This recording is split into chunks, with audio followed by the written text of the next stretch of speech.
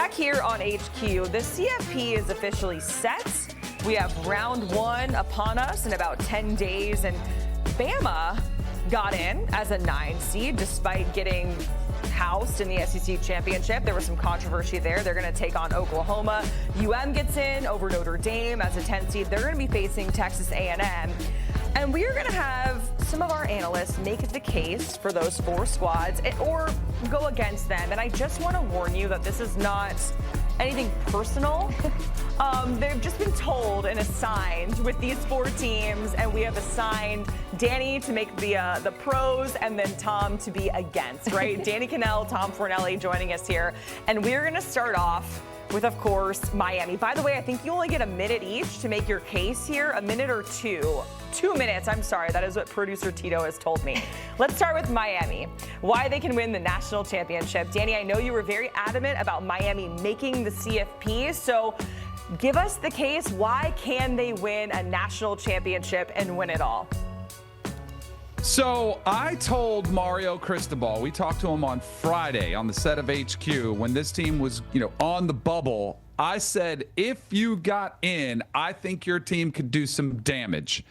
And I believed it. So this is not one that's hard for me to make the case, because at one point this season, after the first 6 weeks of the college football season, everyone, not some people, everyone looked at this Miami Hurricanes team and said, that's a team that looks like the #1 team in the country. Maybe they are. That offense and that defensive line, look, they call them creatures down there in Miami. Well, guess what? All those players are still on that team, and they're all still healthy. So a team we once all thought was the #1 team in the country still has the same talent. The other thing about this team is that I know they suffered 2 losses. In their first loss against Louisville, which was much debated and discussed throughout the debate for them versus Notre Dame, Carson Beck threw 4 interceptions, 4, and they still only lost by a field goal. All you have to do is get Carson Beck to rein it in a little bit. Just be a little bit more careful with the football. Same thing happened at SMU, another good football team. The game was in overtime. Carson Beck throws a costly interception. If you get Carson Beck, the best version of him, he can play with the best in this country. He's got the weapons on the outside. I think this team is built to win more ways than one. Malachi Toney, CJ Daniels on the outside. They've got a run game. If Carson Beck gets hot and plays like he did the last month of the season, there's no doubt this Miami Hurricanes team can win a national championship, especially with Ruben Bain, a one-time Heisman candidate, Hakeem Mesidor coming off the edge. The Hurricanes are built for a run like this, and I do believe it starts in College Station, where they will knock off the Texas A&M Fighting Aggies. I think if you look at Miami, Danny makes some excellent points. They are very strong along the lines of scrimmage, which is something that you do need to win a national title in college football, particularly now in an expanded field when you're going to be facing other elite teams. And maybe we can, say that playing elite teams is good for Miami, because usually they lose against the bad teams. They play down to their opponents. So maybe being in a field like this will work to their benefit. Still don't think they're going to win the national title, though, because as you mentioned there, Danny, they have to start on the road at Kyle Field against Texas A&M.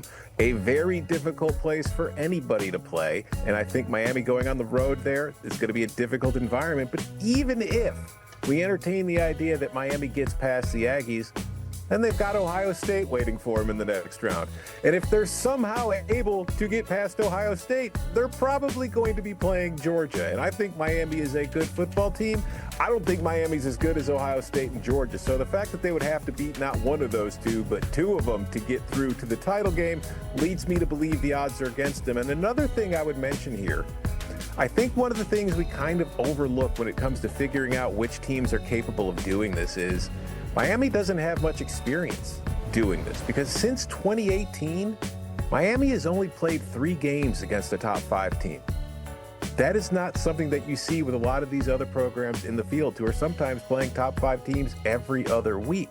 They have not won a game against a top 5 team since 2017. So if you look at the history of this program through all of its last few coaches, not only do they not play in these games, but even in the few times that they do, they don't win them either. It's hard to win a college football playoff if you're not beating good teams.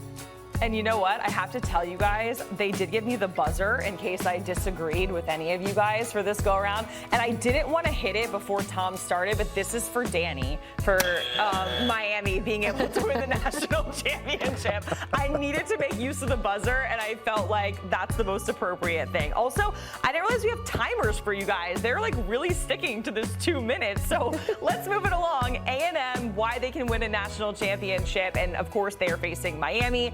Tom, give us the case for Texas A&M on why they could potentially win the whole thing. Well, I think that, I mentioned one of the biggest problems facing Miami is that they are starting on the road. That's not the case with Texas A&M. They get to play their first game at home. And I think if you just look at them as a football team, they are probably one of the most complete teams that we will see in this field, at least among the teams that do not have a first-round bye. This is not a team that gets by outscoring you and having a bad defense or a great defense that just tries to limit you to 14 points so its offense can do just enough to win.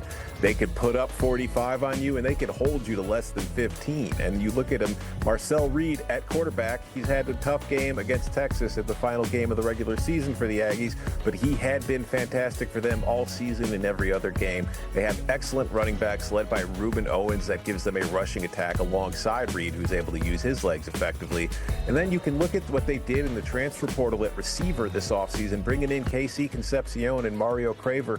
I think you can make a solid argument that that is the best transfer class ever for a receiver for a program since the transfer portal. It's long, 5-6 year history to this point.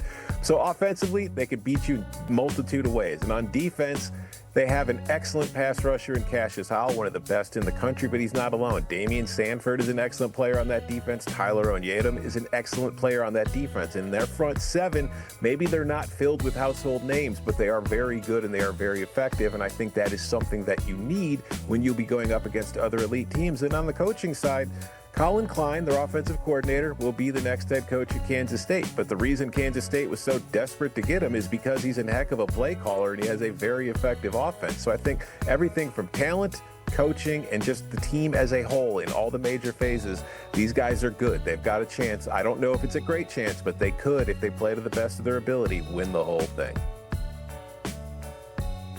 I was ready with the buzzer like 5 times. Do you want me to hit the buzzer on behalf of you, Danny? I will hit it. This is I'll just go ahead and start. Cannell. Just start my clock. Just start my clock now, because I'll go ahead and make my case about this Texas A&M team, which I don't like using the word fraudulent, but my goodness, if there was a picture next to it in the dictionary, maybe it's the Texas A&M Fighting Aggies that are next to it, and Tom makes a very great case for this program, but when we talk about Notre Dame, what do we say about them? Who have they beaten?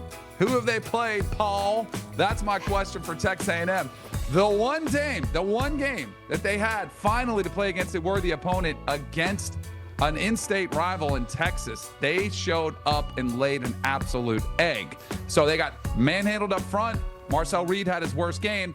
And oh, by the way, while that brings me to Marcel Reed, he has been way too volatile, way too up and down on the season. Which version are you going to get? Are you going to get the version that has been awesome at times, like he did on his drive to win the game on the road at South Bend?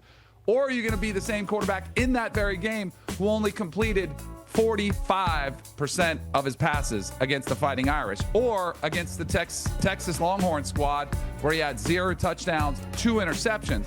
And you don't have to look much further than the South Carolina game to see the roller coaster ride that is Marcel Reed. First half, he might have had the worst half of football that we have seen this entire football season by any quarterback in the entire country. Second half, we saw the Superman Marcel Reed. So I don't know which version, the one that looks like Joy Reed or the one that looks like Marcel Reed. So we will see. Shout out to AJ McCarron for giving me that line. That was a good one from him.